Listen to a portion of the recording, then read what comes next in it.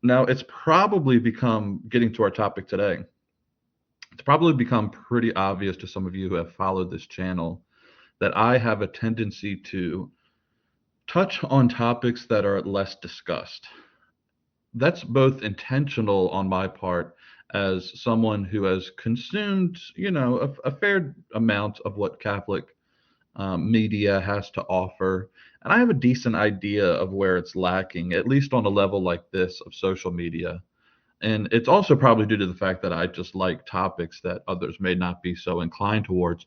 Now, I have heard, I can't tell you where it was, but I have heard randomly people discussing the index, it being brought up, usually by traditionalists who are lamenting that it's gone. Or I think I've even heard like progressives who are lamenting that it ever existed while dancing on its grave.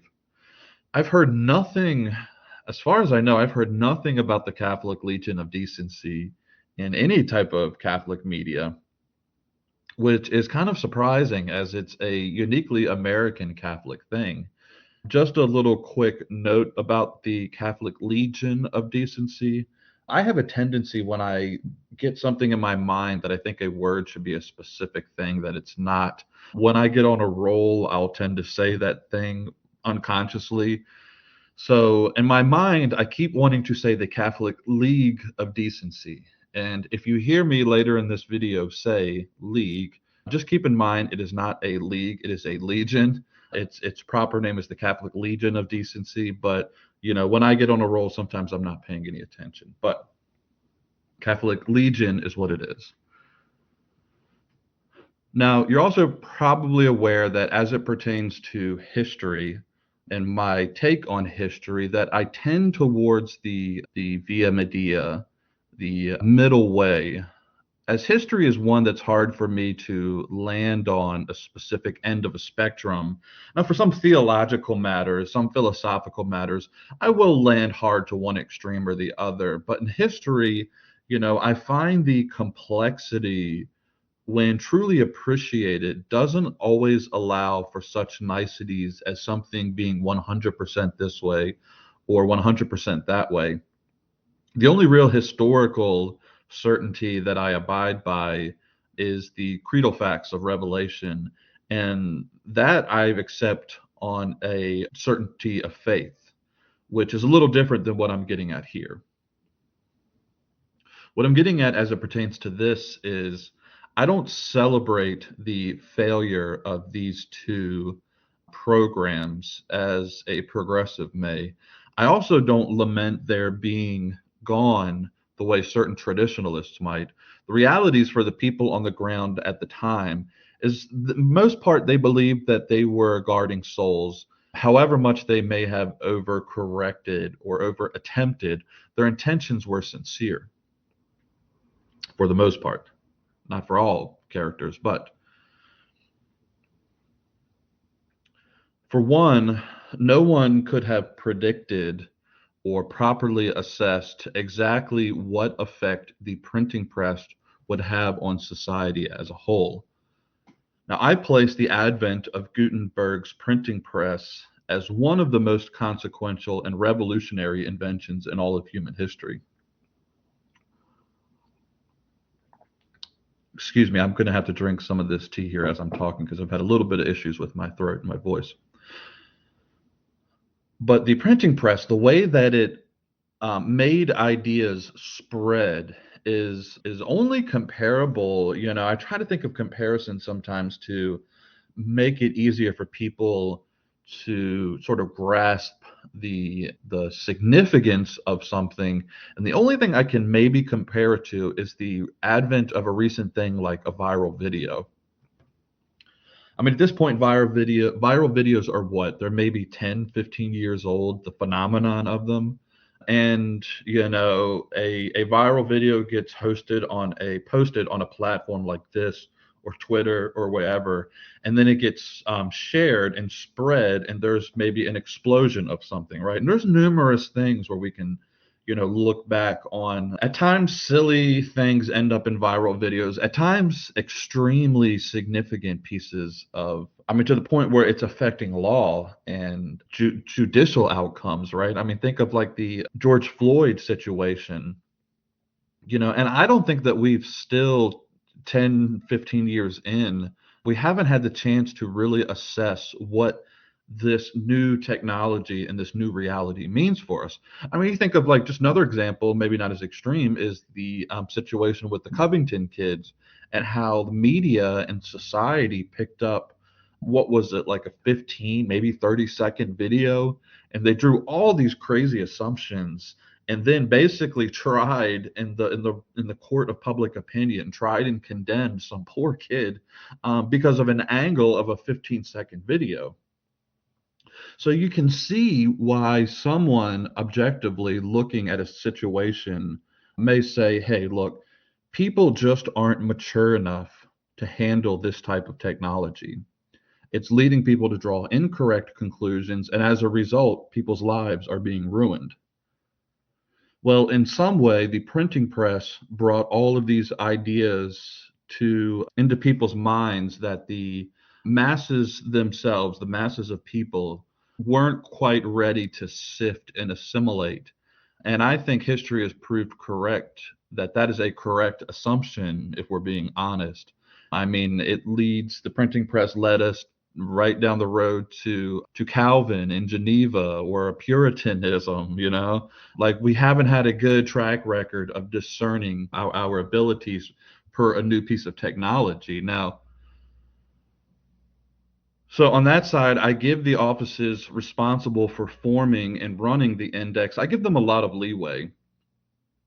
At the same time, we're to judge by something's outcome, not necessarily its intentions. And that's what we'll be getting at here. But first, let's take a look at what exactly we're talking about. The very first thing to think about and to consider is that there was really no need for an index of prohibited books before the printing press.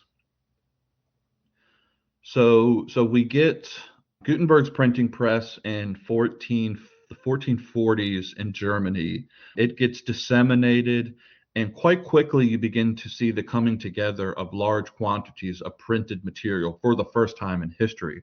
Before that, the transmission of a single work was a hefty undertaking, and because of that, books and works were much more controlled, less access to them, less access to the ideas that these works would present. So at the same time that the printing press is taking off as a new phenomenon, at the same time as that, not many decades later, Martin Luther comes on the scene. Now, it's arguable whether or not the Protestant Reformation would have happened without the printing press, but as history played out, the availability of his and others like himself, the availability of their work was made accessible by the invention. So Luther comes on the scene, his ideas get printed, disseminated, all chaos breaks out. Ideas are spreading faster than anyone can keep up with. And at the time, you'll hear me say that a lot, right? At the time, because I always like for people to keep in mind that we always like to say hindsight's 2020, and there's a sense in which hindsight being 2020 is true. There's also a sense in which hindsight seems to miss a lot of what it's like for people living at the time. And I think we really need to okay, hindsight's 2020, we can evaluate all these things, but let's put ourselves back what it's like for a person living through a situation in real time. So that's why I say that so often, at the time. That's one of my little catchphrases I've noticed. But at the time, the whole thing between the spirituality and the Caravan party are underway in the Catholic Church. See the other video that I have on the Council of Trent, as well as see the other video that I have on the early Reformation and its radical roots, to hear more about that subject, the spirituality and the Caravan party. Though the first proper index, came from the Netherlands, it was the Spanish Inquisition that set the real precedent with an index put together by an Archbishop Fernando Valdez, who placed such men on the index in Spain as saints. Not at the time they were saints, they were still living, later to become Saints Francis Borgia, Saint John of Avila, Saint Louis de Granada, for their devotional works on prayer. At the time, mystics had come under the ire and ridicule of European humanists. So, in keeping with the times, churchmen thought it prudent to sort of weed out mysticism out of Spain, hence Archbishop Valdez's index. This would actually have a profound effect on the young Teresa of Avila, who had her library confiscated, as she was known to be studying the mystical works of these saintly men, and she would later find herself subject to the Inquisition herself, because as a result of her library being burnt, she took it upon herself to begin writing mystical works of theology for her followers, which of course landed her under the auspices of the Index men. And even after her death,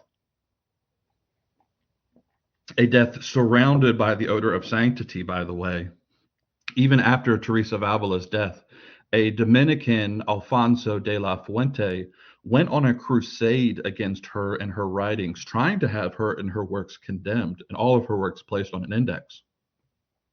God have mercy on his soul for the efforts he made to discredit a saint and a future doctor of the church. But he said that her methods of prayer were from the devil.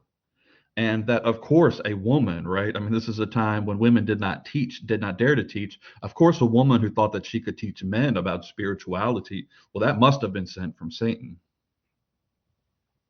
Now, if you remember back in that Trent video, for those of you that saw it, Carafa, Cardinal Carafa, who in time became the dreaded Pope Paul IV, was suspicious of all things spirituality.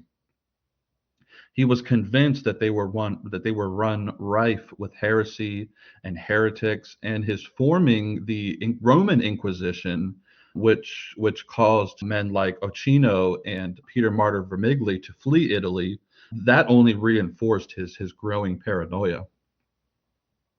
Now, it's funny because Pope Paul IV absolutely despised the Spanish and all things Spanish.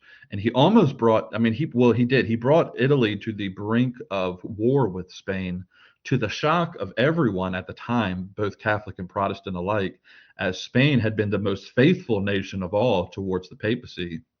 But despite this seething hatred, he copies Spain in several areas, in the forming of a Roman Inquisition, and in the forming of an office to begin to comb through and place certain works on a Index Librorum Prohibitorum, starting in the year 1555. Prohibitorum. I will say words correct until I get on the live. As soon as I get on lives, I will start butchering Latin words. The Index of Forbidden Books. Now, this committee in time becomes the Sacred Congregation of the Index in 1571. Later in 1917, it becomes the Congregation for the Doctrine of Faith. So it's still in existence today. In 1897, Pope Leo XIII, who, in my opinion, anticipating how irrelevant the index was becoming, for the first time really set up strict guidelines for the editors to adhere to when determining what to add to the list of prohibited books and what to allow to get through their critiques. Well, Leo was not the first, excuse me. St. Cardinal Bellarmine was the first, and we'll get to him in a minute here. But those were the two.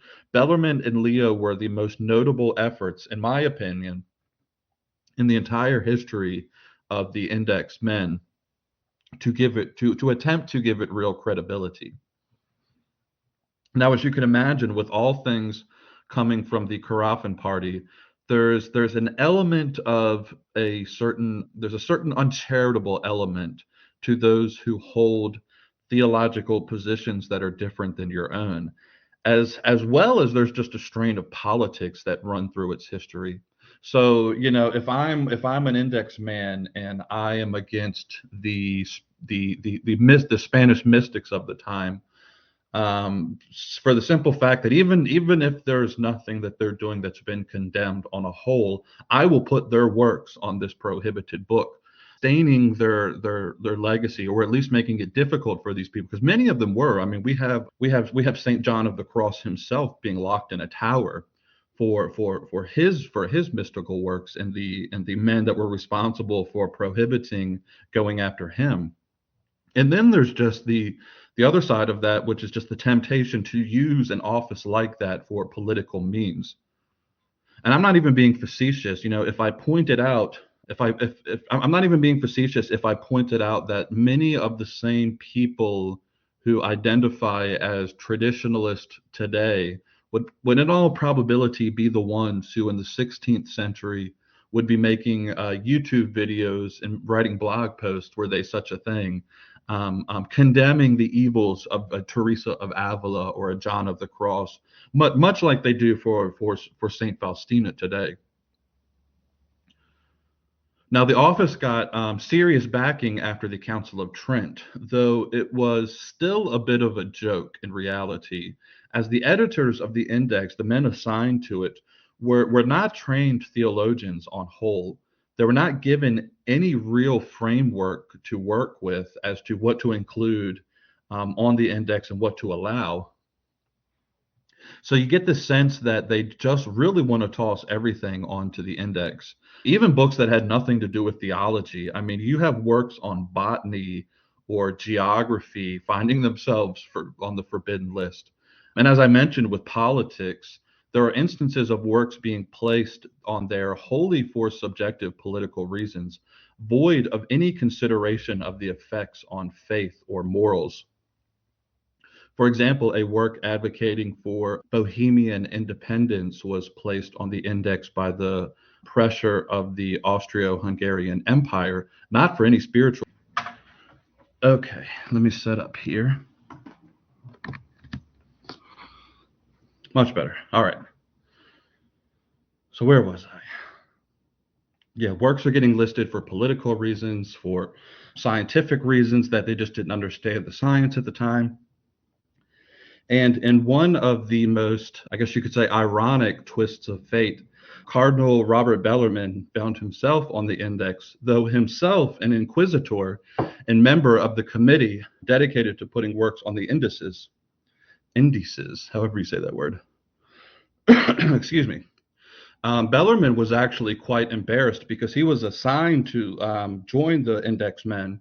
And when he first came on and he finds these men really working just to banish all printed material, the saint rightly saw that as ludicrous. So Bellarmine takes a more conservative approach of which works to include and which works to exclude.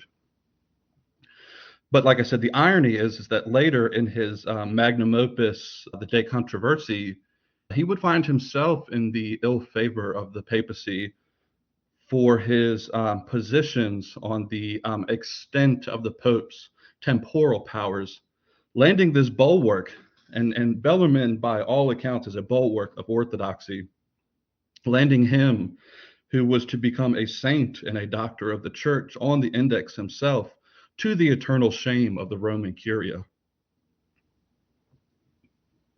Excuse me. Now, even with Bellarmine giving the index some credibility, the practice of placing works that never should have been added has plagued the process from the beginning.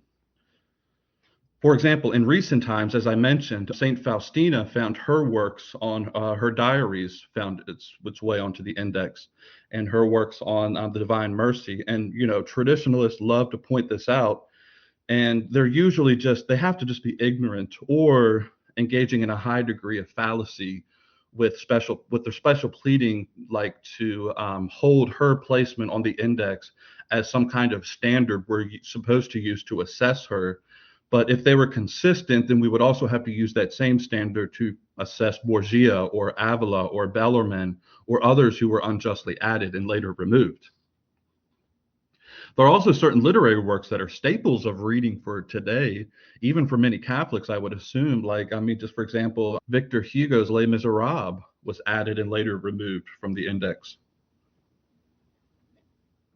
Then you have works that seemingly should have been added to the index that never were, conspicuously never added to the index, like works of Darwin or works of Adolf Hitler.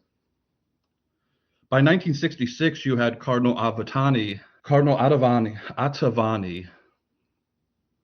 or Ottaviani. How do you say his name? Ottaviani, however you say his name, admitting that there were entirely too many published works for the Curia to keep up with, and it was officially abolished later that year. So that's a little brief rundown history of the Index of Prohibited Books. Now, shifting gears a little bit, let's take a look at a similar endeavor, the one that is significantly less well known, the Catholic Legion of Decency. Now, I'm a bit of a amateur film buff myself. Nothing crazy, but I admire and I get pleasure from the medium. Not really anymore. I kind of wonder, am I becoming like an old grump in my older ages, or are movies just getting worse? Like, which one is it? I don't know. I never thought I would be one of those guys back in my day. But when I was coming up, I really enjoyed the medium of film, and I tend to appreciate eras and directors the most. One era that's not well known, unless you're maybe a specialist in film, is an era known as pre-code Hollywood. And this is kind of an amusing thing because when you see folk complaining about, oh, just how awful things are today, right? The person I'm trying not to turn into, but back in my day, people, especially the ones that are attacking, like, oh, the youth of today, just how awful the youth of today. These folks obviously don't know their own history. The pre-code era of Hollywood is pretty insane, and the subject matters of movies made basically from the advent of sound in 1929 until the formation of the Hays Code in 1934 would make many of you in my audience, particularly those of you that are Catholic, that struggle with movies like Oppenheimer, which I haven't seen yet. I don't plan to see, but I've seen some of the debate that's going around on that. If you struggle with Oppenheimer, you would really blush if you watched some of these pre-code movies. I mean, at one time before I was a Catholic, I used to love the pre-code era just because it defied the whole, youth of today narrative. I mean, we're dealing with graphic sexual subjects, drug use, violent crime, all without necessarily having any kind of moral message. I mean, in some ways, a violent Scorsese film is better than these because at least he attempts some kind of social commentary. He usually will wrest some kind of message from his subject. All that's out the window at pre-code Hollywood films. It's really, I mean, they're often debauched just for the sake of displaying debauchery on film. And guess what? Much like today, audiences of 1929, 1930, 1931, etc., they ate this stuff up, which in turn made producers race to outdo each other, to outshock the previous film. One has to wonder, and I've reflected on this, speculative history gets a little little iffy sometimes, but one has to wonder if the Great Depression and World War II hadn't interrupted, if the social revolutions of the 1960s would have found their culmination decades earlier than in this period.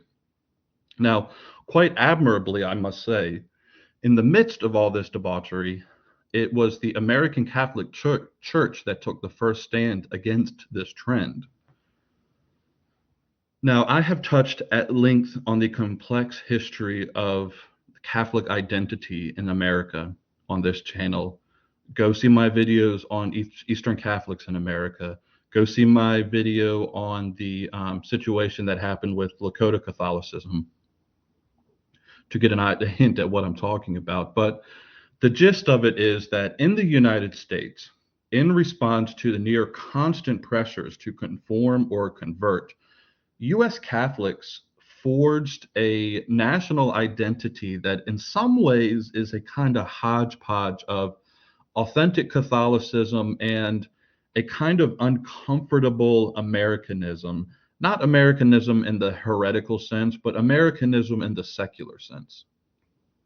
And it's a very complex subject, one that really deserves way more attention than it gets, as it affects American Catholics to this very day. Much of the traditionalist progressive, like fighting and tearing each other apart, and those conversations are directly stem from this reality of our earlier history. So, in the process of forging this identity, American Catholicism has at times been marked by a somewhat puritanical streak, struggling to kind of walk that line between acceptable allowance and prohibition. Into this conversation in the 1930s steps a very interesting man, Jesuit Father Daniel A. Lord. He was the chief advisor for directors like Cecil B. DeMille at the time, and stated that, quote, just how far vice may be presented in order to make virtue triumphant is one of the most delicate problems in artistic art. I'm going to repeat that because that's important, all right? Listen to what he's getting at here. Just how far vice may be presented in order to make virtue triumphant is one of the most delicate problems in artistic art. So the idea here was not to eliminate vice from film, but also not to glorify it, not to show violence for violence sake, or vice for vice sake. It's to show it even in all of its misery, but to add messages to this of hope, redemption, reconciliation, etc., to the medium, to the message. And it was actually his standards that later became law in 1935 with the passing of the Hays Codes. But before that became law, the Father Lord's standard had really no means of enforcement, and it was all based on the goodwills of the producers. And producers, as we have said in 1931, were trending towards what the audiences were consuming, which was the salacious stuff. So, in response, the Catholic bishops formed the Catholic Legion of Decency as a means to use public pressure to force producers to protect their investments by adhering to the standards set. So, with this Catholic Legion came membership that was optional for laity, though, as some at the time noted, there was pronounced pressure from both the pulpit and from others to accept and join the ranks of the Legion. Now, as a consequence, the Legion became so popular. Sorry, guys, I've got family here. Just let me let them go out the door.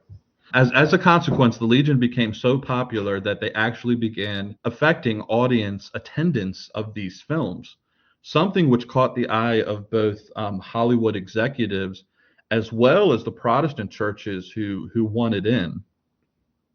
As a result, due to this tendency of the ecumenism so prevalent in American Catholicism, again, go see my video on Eastern Catholic situation in America, the Catholic Legion of Decency became the National Legion of Decency. A member could join by reciting, quote, I condemn all indecent and immoral motion pictures and those which glorify crime or criminals. I propose to do all that I can to strengthen public opinion against the production of indecent and immoral films, and to unite with all who protest against them. I acknowledge my obligation to form a right conscience about pictures that are dangerous to my moral life. I pledge myself to remain away from them. I promise further to stay away altogether from places of amusement which show them as a matter of policy. End quote. Now, the Legion used a rating system, a forerunner of the modern day rating system, that was posted monthly in parishes, rating films with a C being the worst. Now, given the force of the Legion at the time, C became so dreaded. For your film to get a C, it became so dreaded by producers that they actually began to self-regulate to avoid getting a C, as audiences were palpably reduced with such a rating. So while initially effective enough to gain attention, it suffered from a few fatal flaws that we'll get to here in a minute. But by the 1960s, the studios were increasingly ignoring the Hays Code and social pressure groups, and they were ignoring the Hays Code, they were ignoring the social pressure groups. And by the time that the 1970s, it was mostly these legions and their ratings were converted over to like reviewing of films, where it exists today actually as a part of the Catholic news agency's film reviews. So that's the history of the two of them. It's long, I know. I tried to get through it as quick as I could, but the question I want to pose today is, why did they both ultimately fail? And that's kind of the interesting thing, in my opinion. Well, they're both the history of both, how they formulated, came about, what they were attempting to do, how they kind of failed at some of these things, but then why they ultimately both ended up failing, I think is the truly interesting part of this, because there's going to be multiple reasons, all of which to varying degrees affected the success or failures of these attempts. But just to highlight a few, I want to run through a few here. And this is honestly me assessing these things. I can't say I can like look and scour text to say why these things failed, because there's honestly not a lot out there about why they failed. So this is my own assessment of these things. The first one, and this obvious one, is just a lack of a standard to what constitutes a work that should be condemned. Now, from the outset, as we stated, there were problems that Bellarmine saw with these men just haphazardly condemning works that never should have been on the list in the first place. Not to mention all the saints and doctors of the church that ended up being condemned at one time, only later to be embarrassingly removed from the list, from St. Francis Borgia to St. Faustina, including Bellarmine himself. Now, Pope Leo, as I mentioned, tried to correct this by coming up with a strict observance of guidelines that included things like, the editors of the index, they had to be experts in the field being reviewed. As well, they had to be fluent in the native languages and nuances of the cultures that it was coming from. Now, what's unfortunate about his attempt is that in trying to legitimize it with a harsher criteria, he actually made it more complicated for the editors, in turn making them just resentful. At least they became less interested in the work it took putting into the endeavor, that wasn't exactly paying off in dividends for them anyways. So his solution actually added to its demise by making it stricter who could and couldn't be on the editorial review board, and by what some of the things that they had to be experts in. They just kind of like, look, this is too complicated, it's not paying off, and people just lost interest in it. The second thing is what Cardinal Ottaviani related in 1966 about the index, but it relates to the Legion as well, that there was just too many works being produced all the time, far too many for a small office of men to keep up with. By the 1970s, you have all of these like exploitation films and films being produced by independent filmmakers like Roger Corman's production company, pumping out hundreds of films a year. Then all of the printed works on top of that, like it's too much, and it's arguably takes up too much time that could be put into more useful endeavors. The third thing is what I call the Lucifer effect, and I don't know if there's a better name for it out there. If somebody else has come up with this before and there's actually a given name for this phenomenon, please let me know in the comments. Otherwise, I'm just going to continue to call it the Lucifer effect. And what this is, as I see it, is where books or films that would otherwise have languished in obscurity are suddenly placed on this taboo list. And when you make something taboo, you run the risk of giving Satan ammunition to use against you. Who today would ever have searched out decades later ridiculous titles that were so like titillating for an audience of the 1970s, say, if it were not for these works being included on this like naughty list of things that we shouldn't be watching? I mean, you can go online on Wikipedia and see a list of the films that were on the Legion's list, and almost without exception, there are just really obscure films, completely forgotten titles, titles that really would had never made a splash anyways if people would have just ignored them. Though in their own day they made a splash for the simple fact that they ended up on the list. Now I hinted earlier about how very early on the producers caved into the Legion's pressures and eventually had to cave altogether because of the Hays Code. But they quickly learned that a title being added to these lists could also backfire for the moral crusaders out there by getting a C rating for, say, just like sexual explicitness, could be used as a marketing gimmick that, unfortunately, due to human fallenness, is exceptionally successful. And producers know this. Like, this is something that's well known. To generate controversy over your product, good publicity, bad publicity, you are still going to help sell that product just by the generation of the controversy. One priest I remember reading, he remembered back how when he was a kid, he looked forward every month for the Legion's list to come out because as a rebellious child, kind of like how I was and would have been had such a list been available, he used to use it to tell him which movies to go see.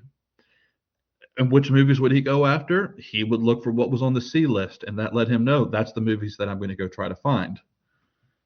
And this was a priest, right? I mean, he's a priest as an adult now, but he admitted that as a child, I mean, he admits now as an adult it was wrong, but as a child, I think that the devil uses such things as an ammunition to help tempt us. It's like taking your weapon and using it back against you is basically what it is. And finally, I'd say that some works that could maybe be redeemed by going back to that Father Lord quote about the challenge is how much of something to show the viciousness of it, how the show the vice, to show it in all of its horribleness and the depravity that it causes without glorifying, but then to end with redemption and hope in these things. I think by banning certain works, and this would take people that were, as Leo tried to do, were experts in the area that they were supposed to be researching. You can actually gain value from some of these things that would otherwise be condemned. Early on in his career, as a public personality, anyways, I remember Bishop Barron, then Father Barron, back when I first came in, when I was like looking into the church, his videos were first showing up on YouTube 10 plus years ago at this point, and he gave some really wonderful reviews of modern films, some of which I had loved long before my conversion, and to see Father Barron almost like effortlessly pull what were, when presented to me in this sort of blatant way, a very, very Christian message from the themes and the tropes of these filmmakers, sometimes without the filmmakers themselves even realizing maybe that they were doing it. I mean, a good example, and it's probably still online. Go look at. I mean, it was a favorite. It's still to this day a favorite film of mine. But the movie Fargo, an exceptionally violent film, which could, because of that, probably land itself on a prohibited book. I mean, prohibited movie list, where such a thing still common today. But when I came across Bishop Barron's review of it, completely transformed that movie in the direction of Christ for me.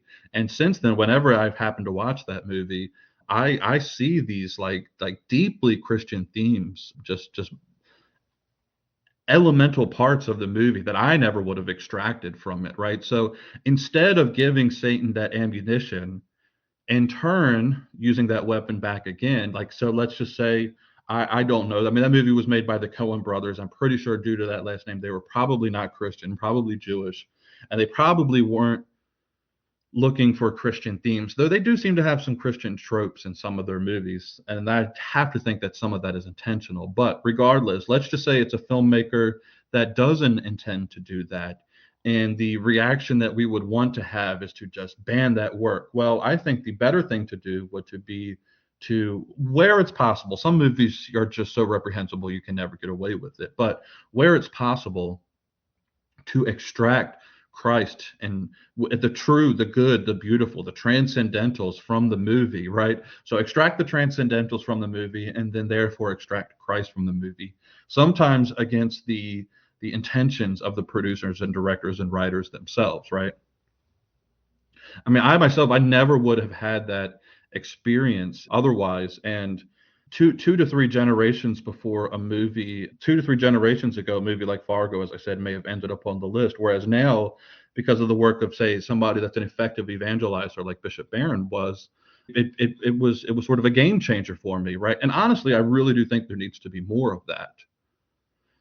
Though, as I said at the beginning, I don't know whether it's just me or whether film itself is just going in a really, really awful direction. I'm talking as like, not even awful as in like the content that they're producing in terms of like questionable material. I'm talking about just the content itself.